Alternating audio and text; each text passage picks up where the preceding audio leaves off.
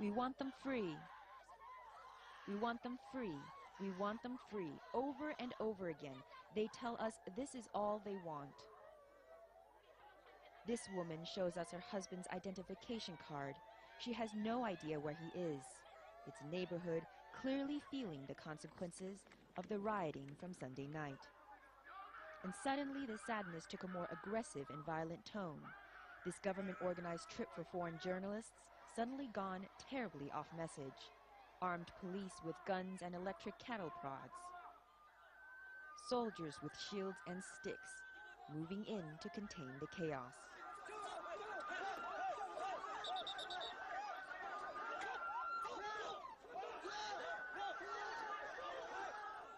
These are complicated ethnic tensions, China's westernmost province populated by these Turkic Uyghurs. But it's the Han Chinese who run the government. Some Uyghurs are separatists, but others are angry over what they feel as their second-class treatment in this country. So ethnic Han Chinese have every reason to fear.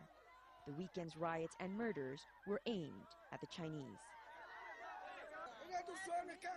This man tells us riot police should have fired and killed more protesters. They were violent, he says. If the officers had used their weapons, fewer ordinary citizens would have died. It is very clear some people were hell-bent on destruction this weekend. We saw the remains of buildings and vehicles, and we could still smell the burnt plastic and metal.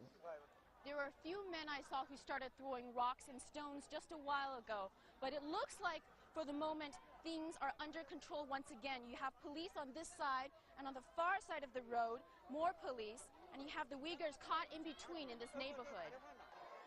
For the moment, it's ended in a standoff. But one parting symbolic scene.